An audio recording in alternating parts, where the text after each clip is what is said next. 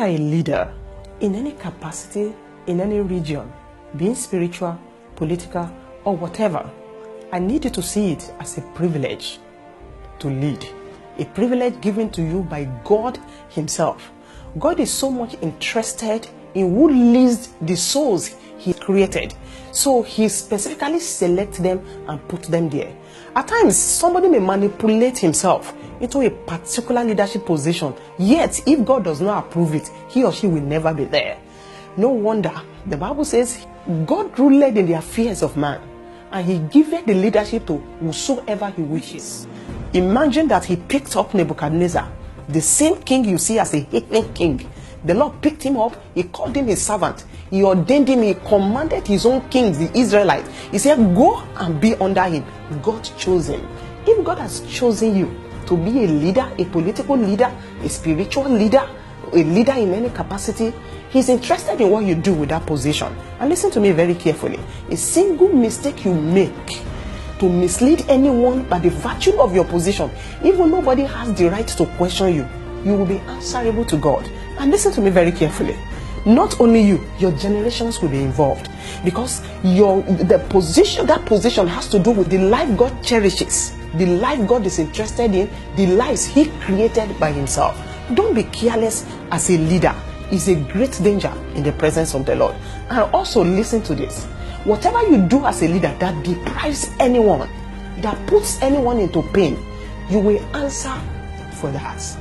And if you are not available to answer, remember that what you do now, you will automatically put your children and children to appear before God and be answerable to what you do. God takes leadership with all seriousness. Don't joke with it. Jesus emphasizes for you to know how important it is when it comes to leadership and God.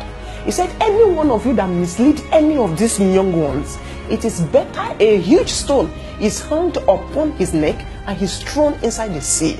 You could imagine how powerful, how dangerous that one is. It's a death sentence because a soul is misled. Don't mislead as a leader.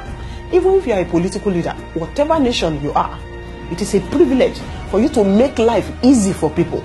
If you scoop out money for yourself, gather wealth for yourself, a wealth you gather that does not belong to you, deprive somebody somewhere. Somebody will suffer for it somewhere. You will be answerable to God if you meet yourself in that position.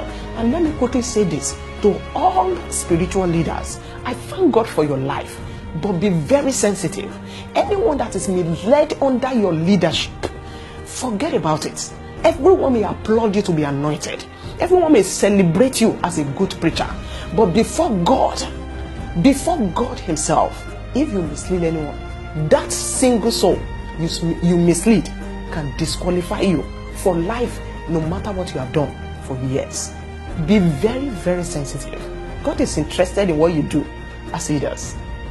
Take it seriously.